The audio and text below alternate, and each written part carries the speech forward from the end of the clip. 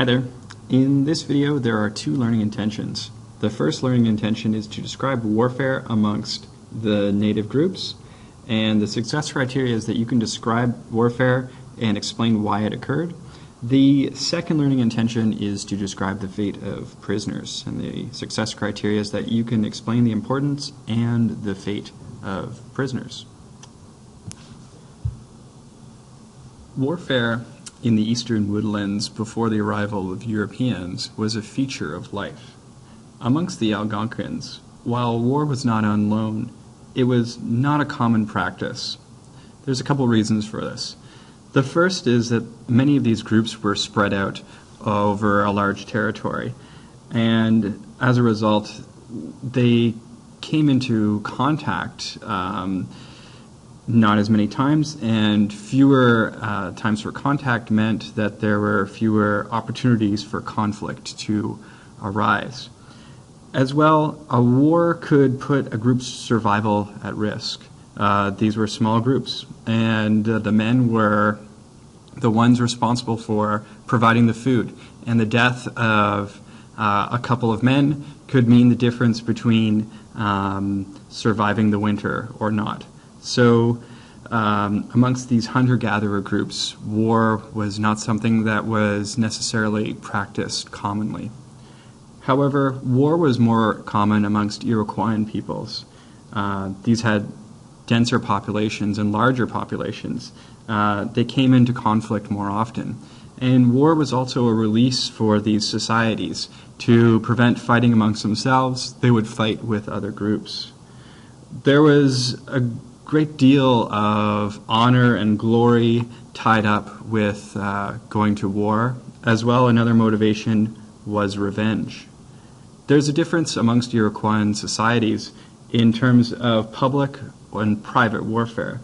Public warfare is when war affected the entire community. Then clan mothers and the elders would gather. They would discuss the insults or grievances that the group would have, and they would come to their decision on whether or not to go to war based on consensus. Only then would they approach the war chief and ask him to make plans for battle. The war chief thus operated more as a general than as a chief wielding power in society. Clans individually might also institute war, mostly in cases of revenge. In this case, the clan mother would approach a warrior after deciding that revenge was going to be the course to be taken, and would present him with a wampum. For the warrior, this was a time of great honor and prestige to lead a war party to uphold the prestige of the group. The Iroquoian war tactics revolved mostly around the element of surprise. If an Iroquoian raiding party could not gain the advantage of surprise, they tended not to attack. The Iroquois were also pragmatic in the way that they fought. They would not hold positions that they knew they would lose, kind of like they wouldn't fight to the last man standing. And warriors could also leave a war party at any time and not face any type of sanction. So they weren't governed like European armies were, with a general and soldiers that had to follow honor. They were much more individualistic.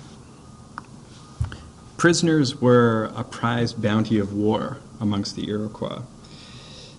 When they were taken, prisoners were bound and either forced to march along with their captors, or sometimes were strung up and carried back to the group.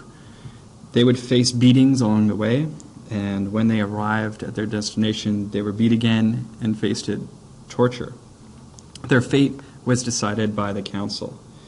Most female prisoners, as well as children, were allowed to survive and were adopted into their new group. However, for warriors, enduring the torture was their last heroic act.